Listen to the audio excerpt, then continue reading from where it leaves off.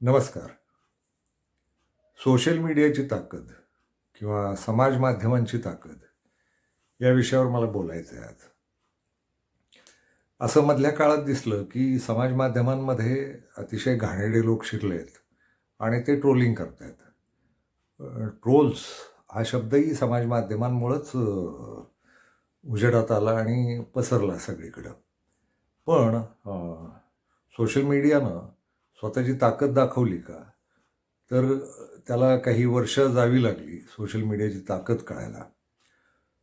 Social media हा प्रत्येकाच्या हातात आलेली अभिव्यक्तीची गोष्ट आहे.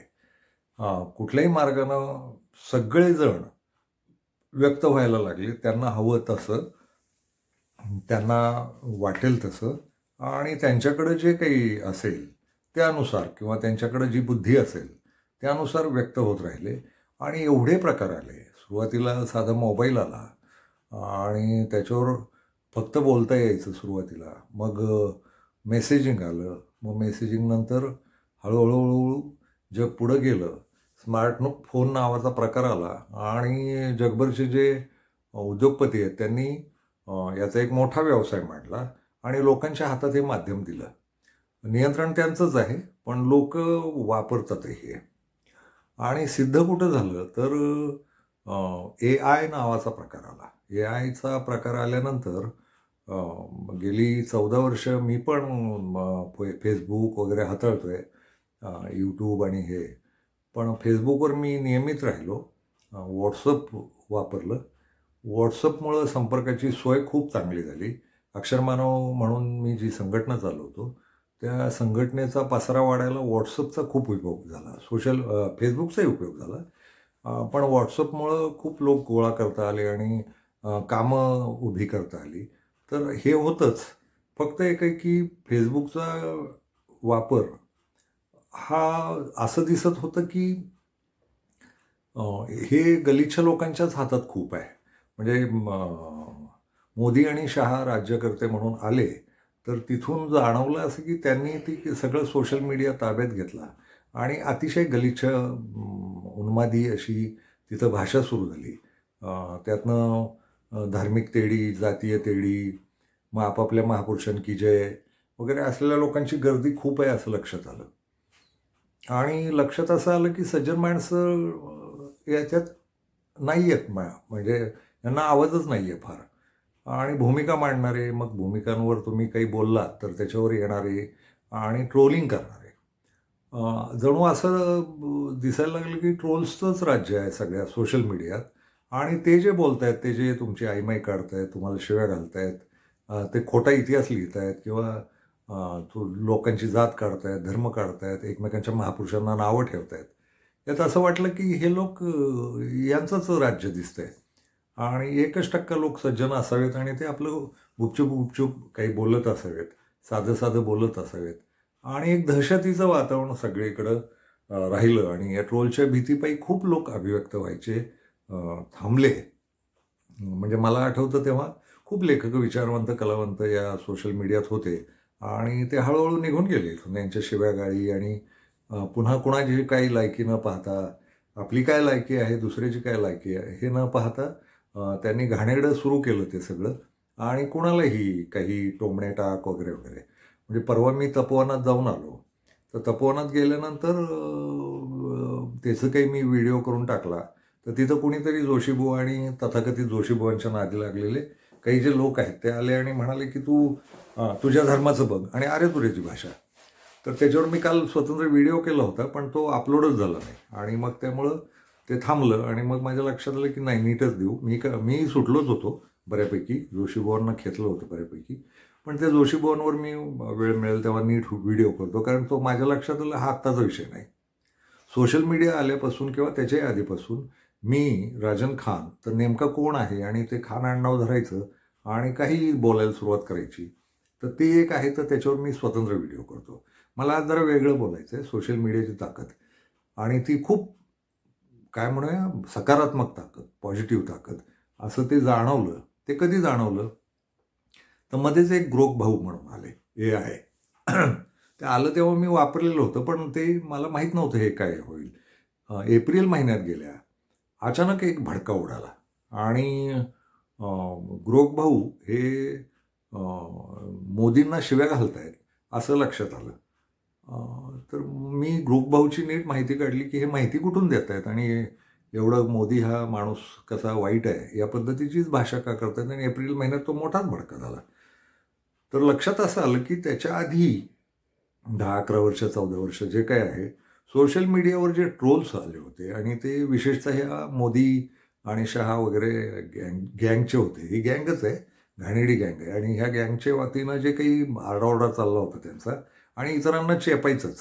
म्हणजे यांनी सर्टिफिकेट द्यायचं, कोण राष्ट्रद्रोही आहे, कोण राष्ट्रप्रेमी आहे, राष्ट्रवाद आणि भारत माता की जय आणि जा पाकिस्तानला. तो जा पाकिस्तानला डायलॉग आता संपला. मला वाटतं ते खूप पाठवून थकले असावेत हे ट्रोल्स.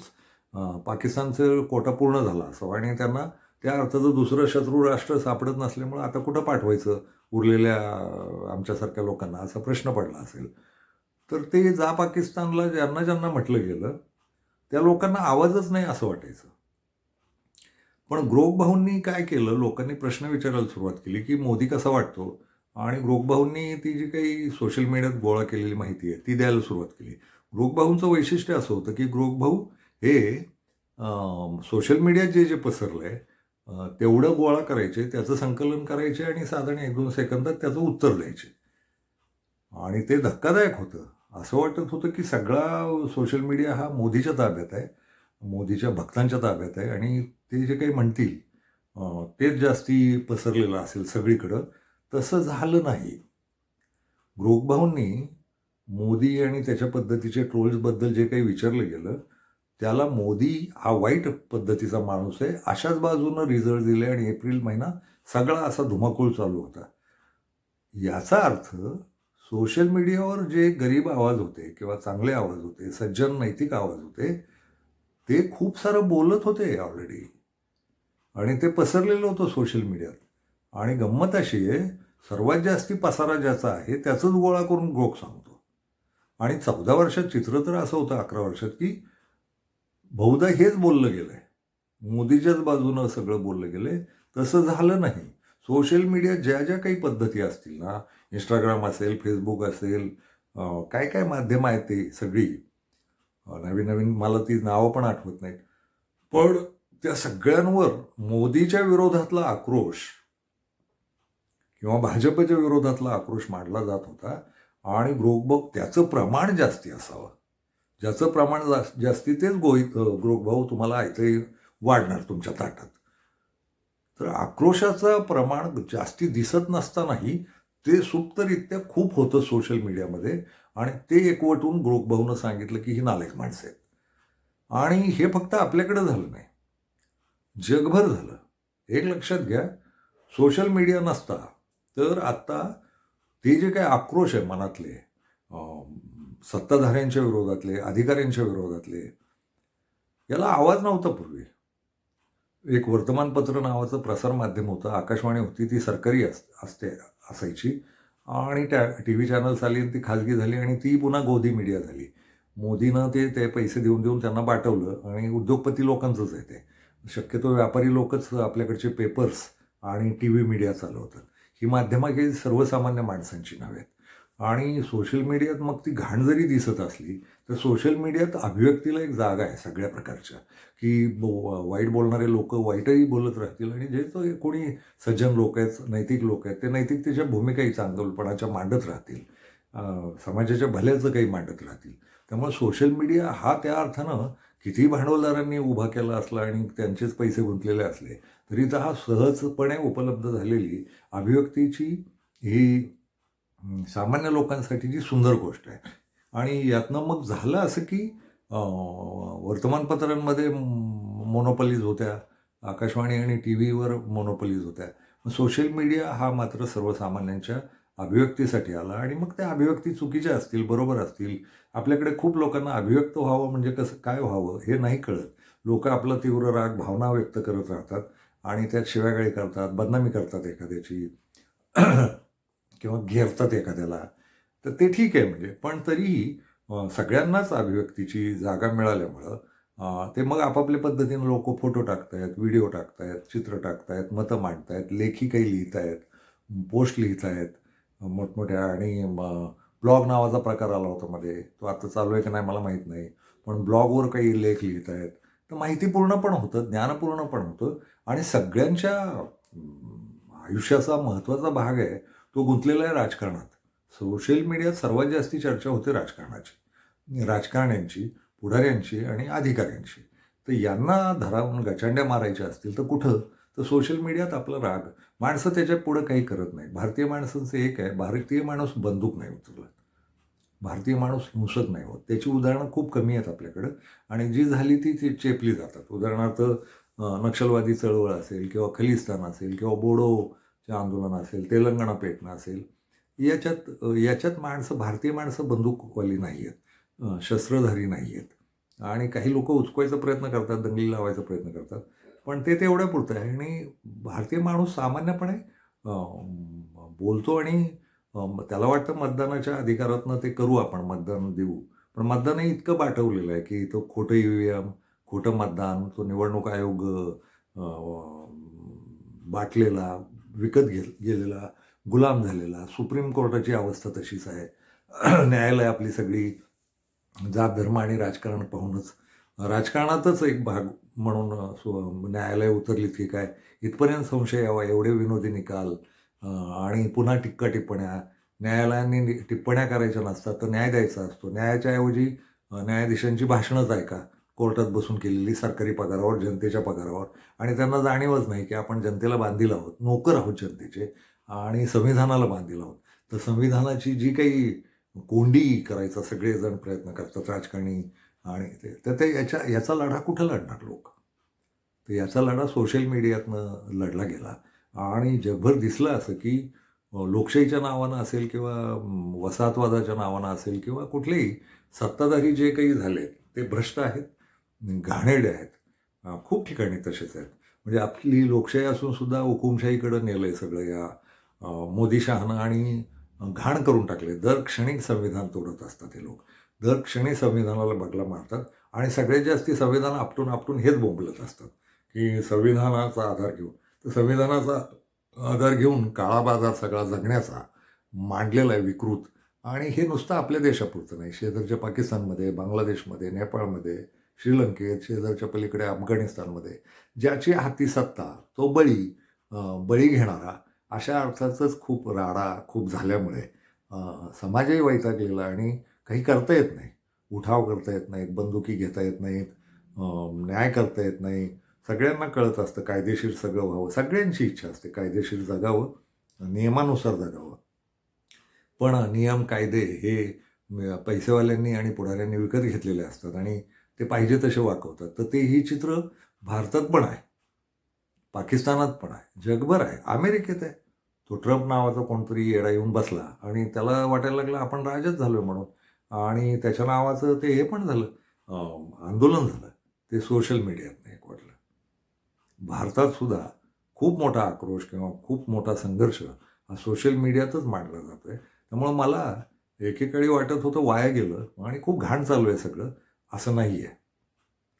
सरकारांना दबावात ठेवण्याचं आणि जागेवर ठेवण्याचं आणि मनातली भडास काढण्याचं, आक्रोश काढण्याची ठिकाणं म्हणून सोशल मीडियाकडे पाहिलं पाहिजे असं मला वाटतं. फक्त एक आहे, राग काढताना मी माझ्या चांगल्या लोकांना सांगतोय, ते ट्रोल वगैरेंना नाही. जेवढे चांगले लोक आहेत त्याने अभिव्यक्त व्हायला पाहिजे, आणि सौम्य भाषेत, अतिशय संसदीय भाषेत सुद्धा व्यक्त होता येतं. व्यक्तिशः माझ्याबद्दल सांगतो, मी खाजगी बैठकांमध्ये बसल्यावर फार शिवराळपणे गप्पा मारतो. हे खरंच आहे की मी व्यक्तिगत शिवी कोणालाच नाही दिली आजपर्यंत. पण बोलताना खूप वेळ देत राहतो मी. हेच मी भाषणांना उभं राहिल्यावर खूप टाळत राहतो. ते आपोआप घडतं. आणि कारण मायमावल्या बसल्यात, आपले आईबाप बसलेत, ऐकायला बसलेत. तर खाजगी बैठकांमधलं मला जेवढे खाजगी लोक ओळखतात ते मला शिवराळ माणूस म्हणूनच ओळखतात. पण दुसऱ्या बाजूला सोशल मीडियात अगदीच क्वचित 1-2 वेळा मी काहीतरी वावगे शब्द वापरले असतील, पण बहुधा मी नेहमीच चांगल्या भाषेतच तिथं बोलत राहिलो आहे. आणि ट्रोलवाल्यांना कधी त्यांना बरोबरीला घ्यायचं नसतं. खाली आलेले ते जे लोक असतात कमेंट्समध्ये ट्रोल करायला, तर त्यांच्याबद्दल तशी काही सहानुभूती बाळगायची गरज नाही. पण त्यांना उत्तर द्यायला गेलो. दिले 2-4 वेळा. पण लक्षात असं येतं की ते कुठले तरी टुकार असतात आणि आपण त्यांना का आपल्या बरोबरीला घ्यायचं? त्यांची काय लायकी आहे? आपल्याला बोलायचं आहे ते कळवळून बोलायचं आहे, समजुतीचं बोलायचं आहे आणि भल्याचं बोलायचं आहे. अशा ते जर राजकारणावर आपण टीका करणार असू तर मी पत्रकार आहे. मी पत्रकार म्हणून कुठल्याही पक्षाचा नव्हतो कधीच. पण राजकारणात रस असलेला माणूस होतो. आजही आहे आणि करत आलो ते. आणि चांगले वाटणारे राजकारणी जे कोणी असतील ना, त्यांना पाठिंबाही देत आलो, त्यांना मदतही करत आलो. आतनं त्यांचा कार्यकर्ता म्हणून मिरवायला नाही गेलो. पण मला वाटलं की याला माणसाला पाठिंबा द्यावा आणि त्याला पक्षभेद नाही केलेला मी. म्हणजे माझे सगळ्या पक्षांमध्ये मित्र आहेत. तर खूप लांबपर्यंत महाराष्ट्रात, दिल्लीपर्यंत अगदी माणसांना मदतही करत राहिलो, की यांना निवडून द्या आणि पक्ष नाही पाहिला. हा चांगला माणूस आहे. आणि ते नंतर खराब झाले असतील तर त्यांचा नादही सोडला. पण आपण भाबडे असतो आणि आपण फसतो पण. म्हणजे मला लक्षात येतं की मी ते अण्णा हजारे नावाचं जे काही बंपक आंदोलन होतं या RSSवाल्यांनी उभं केलेलं आणि विवेकानंद फाउंडेशन आणि तो डोभाल-बिवाल याला फसलो होतो आम्ही पण.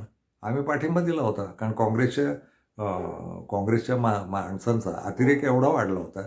बघू करून ते स्वतःला सरंजामदार समजत होते आणि अजूनही काँग्रेसमध्ये सरंजामदारांचीच मादियाळी आहे. जे वतनदार आहेत आणि सरंजामदार आहेत त्यांची अजूनही ती रग गेलेली नाही. आणि त्यातल्या काही BJPवाले त्याच्यावर वेगळा व्हिडिओ करू की BJPवाल्यांनी बरोबर त्यांच्या मानावर उघडून त्यांना स्वतःकडे घेतलंय. तर ते ठीक आहे म्हणजे पण यांच्याबद्दल या सगळ्या याच्यात पत्रकार म्हणून माझी भाषा ही नेहमी तशी राहिली. राजकारण्यांवर मी टीकाही करत आलो आणि सगळ्यांवर. आणि जे चांगले राजकारणी वाटले. राहुल गांधी हा मला आत्ताचा खूप आदर्श नेता वाटतो. आणि तो त्याच्यापुरताच मला रस आहे. राहुल गांधीमध्ये रस आहे की त्याची भूमिका, त्याची नैतिकता आणि त्याचं वावरणं. तर राहुल गांधीला मी उघडपणे गेली कित्येक वर्ष पाठिंबा देता आलेलो आहे. जग जेव्हा राहुल गांधीला पप्पू म्हणत होतं तेव्हा मी उघडपणे राहुल गांधी हा पप्पू नाही, पप्पा आहे हे सांगू पाहत होतो. आणि त्याचं ट्रोलिंगही झेललेलं आहे. आणि काही वाईट नाही वाटत त्याचं. आणि जेव्हा मोदींनी काही चांगली कामं केली तर त्याची पण कौतुकं केलीत. मी भाषणं पण केली. पण मोदीचं एकूण ते दाखवायची कामं वेगळी आणि करायची कामं वेगळी. खाने के दात अलग आणि दिखाने के दात अलग असलं काहीतरी जाणवायला लागल्यावर तेही सोडलं. अण्णा हजारे, शरद पवार, राज ठाकरे, उद्धव ठाकरे, भाजपतले काही लोक हे देवेंद्र फडणवीसला पाठिंबा दिलेला माणूस आहे मी. बच्चू कडू, राजू शेट्टी ही जी काही आवडीची माणसं आहेत त्या काळातली त्यावेळेस मी पाठिंबा दिला आहे आणि भूमिकाही मांडल्यात आणि वेळ आली तेव्हा यांच्यावर टीकाही केली. त्यामुळं माझ्याकडं ते तसं नाही आहे याची बाजू त्याची बाजू. मी संविधान मानतो, मी देश मानतो आणि देश महत्त्वाचा ठेवून, डोळ्यासमोर ठेवून मग कुठलाही राजकारणी आपण आयुष्य असंच असतं ना. कुणाला तरी आत्ता चांगलं वाटलं तर पाठिंबा देतो ना आपण आशेला लागलेलो असतो की देशाचं भलं व्हावं, समाजाचं भलं व्हावं, संविधान राखलं जावं. हे जिथं वाटतं तिथं तसं बोललेलो आहे. त्यामुळं आज ज्याच्यावर टीका केली, उद्या त्याचं कौतुकही करू किंवा उद्या कौतुक केलं तर आज टीकाही करू असं काहीतरी ते चालू असतं. ताटस्थ्य आहे आणि तिथनं माणूसपणा आणि माणूस म्हणून त्यांच्याबद्दलचं आपुलकीचा भाग संपत नाही. मला लगेच त्यांचं खून करावा वगैरे डोक्यात येत नाही. तर अभिव्यक्तीबद्दल मला तेच सांगायचं आहे. हे अभिव्यक्त होताना अतिशय चांगल्या भाषेत खूप झोंबरी टीका करता येते. तर झोंबरी टीका केली पाहिजे, पण ती लॉजिकली पटली पाहिजे अशी पण असली पाहिजे. नुसती उडवायची म्हणून खिल्ली उडवायची, मजा करायची म्हणून मजा करायची असं नाही. सोशल मीडिया गांभीर्यानंच घेतला पाहिजे. आणि हे लक्षात घे की आता याच्यापुढं ते राहणार. खूप लोक अजूनही मला दिसतं की टाईमपास म्हणूनच सोशल मीडियाकडे पाहतात. अजिबात नाही. हा टाईमपास आहे काही काळ. पण मनोरंजन नाही नुसतं, टाईमपास नाही आहे नुसता. हे खूप गंभीर माध्यम आहे. अतिशय गंभीर आहे आणि तुमच्या भूमिका नोंदल्या जात आहेत. कुठंतरी नोंदल्या जात आहेत आणि AIमुळं कळालं की या गोळासुद्धा होत आहेत. तर त्यामुळं बोलताना अभिव्यक्तीत आपली मतं आपणच स्वतःलाच गंभीरपणे घेऊन बोललं पाहिजे. स्वतःच काय व्यक्त होतं आहे. तुम्ही जर माझ्या Facebookचं अकाउंट पाहिलं गेलं 10-14 वर्ष झाली असावीत. तर मी वेगवेगळं बोललो आहे. मी लेखक पण आहे, पत्रकारही राहिलो, लोकांमध्ये कामं करत राहिलो, वेगवेगळ्या चळवळीत राहिलो आणि सगळ्या समाज घटकांशी, सगळ्या पक्षांशी, सगळ्या संप्रदायांशी, सगळ्या धर्मातल्या लोकांशी, जातीच्या लोकांशी असं घुळून मिळून राहिलो. आयुष्य असं सगळ्यांमध्ये केलं आहे आणि मग त्यातनं एक सुंदर अशी सहानुभूतीची गोष्ट तयार होते, मानवतेची गोष्ट तयार होते. तर मला वाटलं त्यातनं मी जे काही व्यक्त झालो असेल, कधी चेष्टा केली, कधी गंभीर बोललो, कधी इथले अनुभव सांग, तिथला अनुभव सांग. मध्येच मी प्रेम या विषयावर विठोबा नावाचं एक पात्र तयार करून माझं विठोबा असं तयार करून विठोबाशी बोललो. फेसबुकवर प्रयोग खूप केले. तर मला वाटलं की अभिव्यक्तीचं तेही माध्यम आहे. मला खरं तर कागदं उपलब्ध आहेत. त्यातही लिहितच राहतो मी. पण सोशल मीडिया मी नेहमीच गांभीर्यानं हाताळला. आणि मग मला वाटतं हा व्हिडिओ जे ऐकणारे लोक आहेत, त्यांनी सोशल मीडियाकडे थिल्लर म्हणून पाहू नये. थिल्लरपणा चालणार. आयुष्याचा महत्त्वाचाच भाग आहे आणि थोडं थिल्लर झालंच पाहिजे. इतकंही सतत सुतकी माझ्यासारखा चेहरा करून बसण्याची गरज नाही. थोडं असलं पाहिजे आणि तिथं प्रतिभा पण दिसते पोरांची. किंवा खूप माणसांची प्रतिभा दिसते. आपल्याला कधीच न सुचलेलं असं भन्नाट काहीतरी बोलतात पोरं किंवा ती रीलं करतात. ते रीलांकडे पण टुकारपणे पाहण्याची गरज नाही. रीलांमध्ये सुद्धा खूप गंभीर विषय आहेत. आणि गंमत अशी आहे की मी मधल्या व्हिडिओत म्हणालो होतो की शिक्षण व्यवस्थेची काय वाट लागली, तर मला 50शी आल्यावर कळलं की आपल्या आवडीचा विषय भूगोल होता. आणि गेली 13-14 वर्ष जे काही मी हाताळतोय आता, मी पण रीलं पाहतो, मी व्हिडिओज पाहतो खूप सारे आणि आता आवर्जून काय पाहतो, तर जगभरची खेडी पाहतो, जगभरची माणसं पाहतो, जगभरची जंगलं पाहतो, जगभरच्या संस्कृत्या पाहतो, माणसांचं खाणं-पिणं पाहतो, माणसांचं राहणं पाहतो, मग कारागिरीची कामं पाहतो. खूप, खूप, खूप, खूप सुंदर गोष्ट आहे. म्हणजे सोशल मीडियात तुम्ही पाहायचं काय? काल परवाच मी मला वाटतं सोशल मीडिया मुलांच्या हातात द्यावं की नाही? होय, जरूर द्यावा. याचं खरं कारण तिथं चांगलं पण खूप आहे. पण आई-बापांना संस्कार पाहिजेत चांगलं पाहण्याचे. चांगलं म्हणजे काय? तर आयुष्याला उपयोगी होईल, मेंदूला उपयोगी होईल, करमणूक तर होईलच होईल, पण बौद्धिक ज्ञानही मिळेल. अशा पद्धतीचं विपुल तिथं पडलंय आणि सोशल मीडियाचं जाणवतं एवढं, की कित्येक गोष्टी आपण एवढ्याशा आयुष्यात पाहू शकलो नसतो. कित्येक गोष्टी होत्या, की त्यात साधी रील आहे समजा. एक कोंबडी आणि एक मांजर मैत्रीपूर्ण राहतात. हे दृश्य कधी आपल्याला कॉमनली पाहायला मिळणार? तर असली कितीतरी दृश्य, कितीतरी खेडी जगभरची, कितीतरी प्रवास करणारे ब्लॉगर्स आणि ते टिपून आणतायत ते दृश्य. जग, नामिबिया नावाचा देश आहे. कधी जाणार आपण पाहायला? नामिबियाचे सर्प वाळवंटातले कधी पाहायला जाणार आहे? सगळ्यांना शक्य आहे का ते? नाही ना. तर ते मग इथं उपलब्ध आहे ना. तर मग ते पाहू ना. हे राजकारण्यांवर सततच आपले सडेतोड आणि मग त्यांच्या रोजच्या भांडणांमध्ये म्हणजे सोशल मीडियातले ते जे यूट्यूबर्स आहेत ते बातमी देणारे, ते तेवढेच राजकारणावरच केंद्रित आहेत. भारतात तर तसले कुणी दिसतही नाही. YouTubeवर जगातली माहिती द्यावी. मी अक्षर मानवच्या चॅनलवर तसं गोळा करून देण्याचा प्रयत्न केला. जे जे मला माझ्या आवाक्यात शक्य आहे, माझ्या कमकुवत ताकदीत जेवढं शक्य आहे तेवढं मी करायचा प्रयत्न केला अक्षर मानव यूट्यूब चॅनलवर. पण बाकी ते आपल्याकडचे फार यूट्यूबर्स ते तसे नाहीच आहेत. ते महत्त्वाचे जे चॅनल आहेत ना, ती फक्त बातम्या देणं, रोजची आपली हे करणं. आणि मलाही आता माझे व्हिडिओ करायला लागल्यावर काही सूचना आल्या, की तुम्ही फार संथ बोलता आणि फार थकल्यासारखे वाटतं वगैरे. शक्य आहे, म्हातारा झालोय आता आणि संथ बोलतोय याचं खरं कारण मला बातम्या द्यायच्या नाहीयेत. मला आजची घटना उचलून काहीतरी प्रतिक्रिया द्यायची असं नाही आहे. मला बोलायचं आहे, मला बडबडायचं आहे. डोक्यात येणारे चुकीचे बरोबर विचार इथं मांडायचे आहेत. त्याला थोडा वेळ लागतो, सुचायलाही वेळ लागतो. मुद्देसूदपणे बोलायला मी काही आता बातमीदारी करत नाही. एकेकाळी ती केली आहे आणि मी गोष्टी सांगायला येतो. माझं काम चॅनेल चालवणं आणि मग त्याचं अर्निंग आणि मग ते आजचा करंट सब्जेक्ट घेणं वगैरे असं नाही आहे माझ्या डोक्यात. मला बोलायचं आहे, बडबडायचं आहे आणि सोशल मीडियाच आता उपयुक्त आहे. म्हणजे मी आग्रहपूर्वक पोरांमुळेच आलो. माझी खूप सारी खाती Facebookची खाती, Instagramची खाती पोरांनीच काढून दिली. मला आजही काही फारसं कळत नाही यातलं. YouTubeची खाती बरीचशी काढून दिली मला आणि मग आता हे खातंही मला मध्येच सापडलं आणि मग मी इथं सुरू झालो व्हिडिओ करायला, की ते काय राजन खान डायलॉग हे कोणीतरी करून ठेवलं होतं आणि एकच सबस्क्रायबर होता आणि आजही ते फार वाढलेलं नाहीत आणि खूप बोलतो. त्यामुळे लोकं ऐकतही नाही. मला सूचनाही आली, जग वेगवान झालंय आणि तुम्ही खूप बोलता. तर मला बोलायचं आहे खूपच. कोण पाहणार? मला नाही घेणार. पण बोलून ठेवायचं आहे. काही जे पाहणार असतील ना, ते छान आहे, त्यांचे धन्यवाद. पण ज्यांना खूप कंटाळा येत असेल, त्यांच्यासाठी ते करंट आहेच आहे सगळं. म्हणायचा मुद्दा एवढाच आहे. सोशल मीडिया घाण खूप चालू आहे, असं नाही वाटत. खूप सारं चांगलं पण चालू आहे. गांभीर्यपूर्वक पण चालू आहे आणि ज्ञानवर्धकही चालू आहे. तर त्याच्याकडे लक्ष दिलं पाहिजे आणि लक्षात घ्या, सत्तांच्या, भांडवलशाही सत्तांच्या किंवा जगभरच्या घाणेरड्या सत्तांच्या, हुकुमशाही सत्तांच्या विरोधातला एवढं एक मोठं हत्यार आहे हे, की लोक नोंदवून ठेवतात आणि या नोंदी जर टिकणार असेल भविष्यात, तर हे नेते, भांडवलदार, घाणेरडे उद्योगपती, कष्टकरी यांच्या नोंदी होणार आहेत. तर कष्टकऱ्यांच्या चांगल्या नोंदी होणार आहेत आणि हे खलनायक ठरणार आहेत. तर नायक या समाजाचे आणि खलनायक या समाजाचे याच्या नोंदींचं हे माध्यम आहे. त्यामुळं राज्यकर्ते कसे वागतायत, रोज काय राजकारण करतायत, ते संसदेत काय भाषण करतायत, तो ट्रम्प काय वागतोय, पुतिन काय वागतोय, जिनपिंग काय वागतोय, कोण काय चांगले राज्यकर्ते कोण, चांगले विचारवंत कोण, याची परीक्षा, निवड, निरक्षीर विवेक हा सोशल मीडिया ठेवेल. त्यामुळं आपण आपलं अभिव्यक्त व्हावं. आपला संताप, आपल्या भावना, आपलं रडणंसुद्धा. माणसं श्रद्धांजली वाहतात. खूप सुंदर गोष्ट आहे ही. कोणी गेलं तर पोस्टही येतात खूप आणि कळतं अरे तो माणूस गेला आणि फार भरून येतं. काल परवा बाबा आढाव गेले. किती भरभरून लिहित आहेत लोक. खूप खूप सुंदर आहे. म्हणजे हे नुसतंच राहिलं असतं, वर्तमानपत्रात बातम्या आल्या असत्या, आकाशवाणीवर ते किंवा टी व्हीवर बातम्या आल्या असत्या. पण ते त्यांचं ते बाजूला जाऊ दे. पण लोक व्यक्त होत आहेत. लोकांना याच्यावरही अभिव्यक्ती करायला मिळते. बाबा आढाव कोण हे कळायला पण उपयुक्त होत आहे.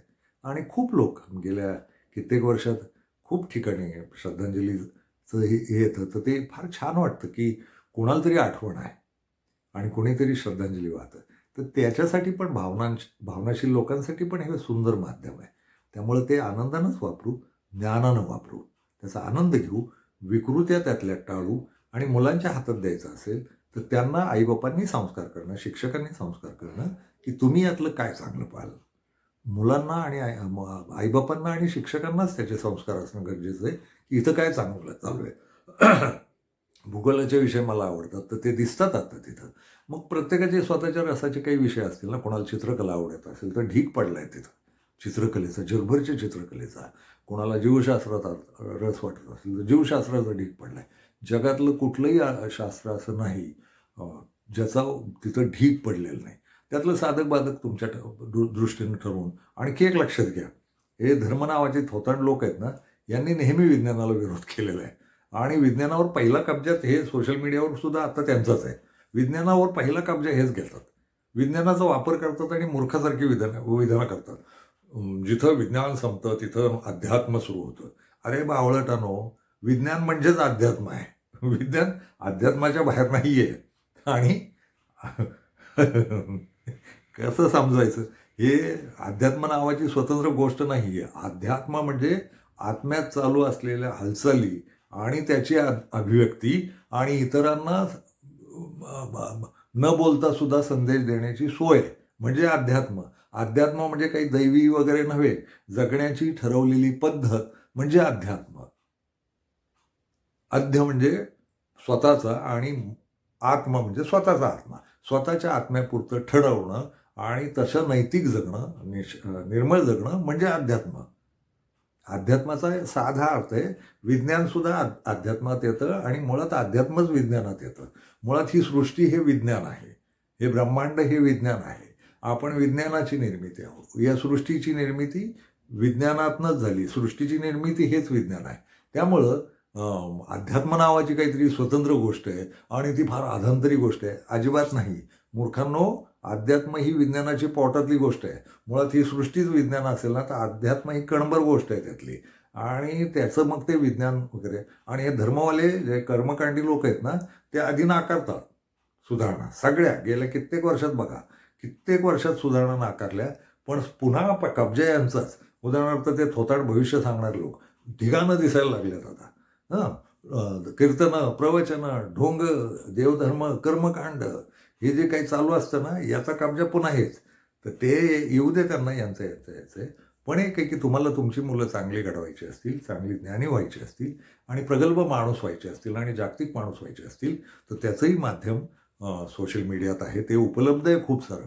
तर ते जे उपलब्ध आहे ना, तिकडं जायला पाहिजे. या गलिच्छांच्या नादी लागण्यापेक्षा सच्छिलांच्या नादी लागलं पाहिजे आणि त्याचा उपयोग करून घेतला पाहिजे.